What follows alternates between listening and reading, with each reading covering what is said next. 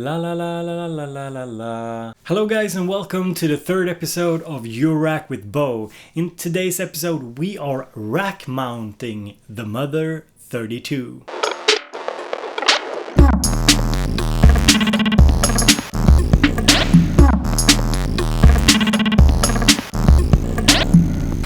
So in order to rack mount a Mother 32, you do need to pick up a different cable because the cable you actually get inside of the Mother 32 doesn't work with the rack. So you have to buy a 10 pin to 16 pin connector, but they are pretty cheap. So I got one of those.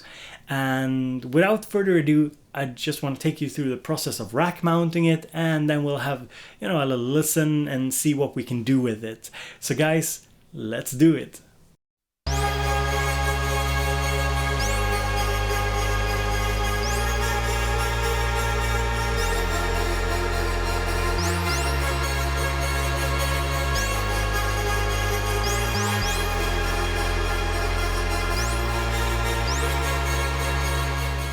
So taking the Mother 32 out of its casing is a straightforward process. You just use a screwdriver, screw the screws, put them somewhere safe. I use this magnetic little ball that is super handy to have.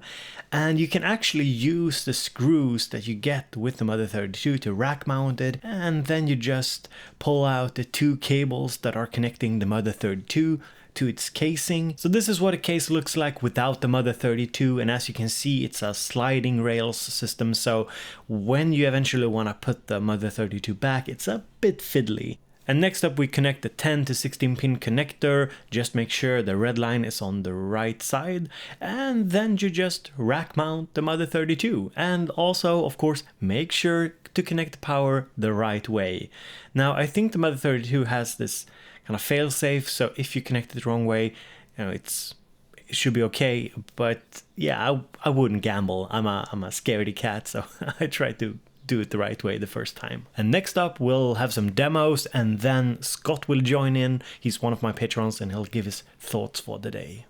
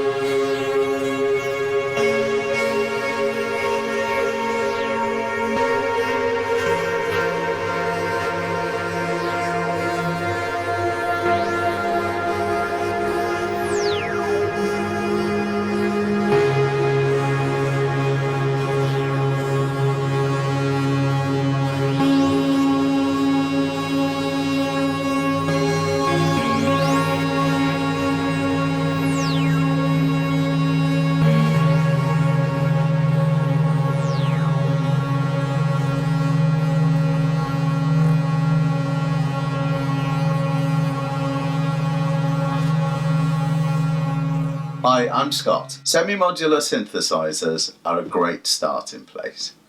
For someone who doesn't know a great deal about Eurorack, or hasn't got experience of other modular synthesizers or of patching a signal manually, getting hold of something like the MOOG Mother 32, Pittsburgh SV1 or Make Noise Zero Coast is a really good idea. Each of these small devices has all the components you need to make sound. They're wired internally so they make sound right out of the box, and they also have lots of patch points, meaning you can play around with creating your own noises and also fit them into your bigger system should you go down that route later on. In terms of learning, I don't believe there is such a thing as the perfect semi-modular synthesizer. You improve these things by incorporating them into bigger systems. You buy extra modules to change the sound and take your music in the direction that you want. So my advice would be, don't spend too much time trying to pick the perfect one. Just get hold of one, start experimenting, and see where it takes you.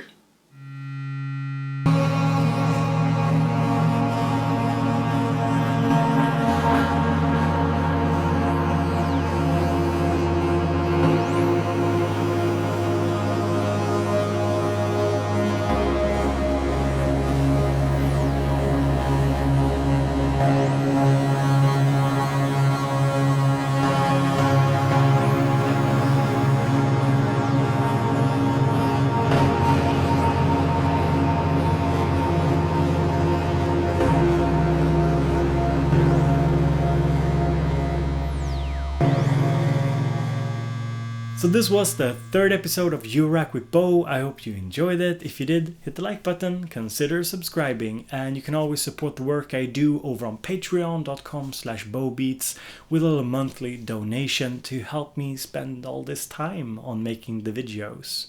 So thank you so much for being here and watching, and have a super pleasant day.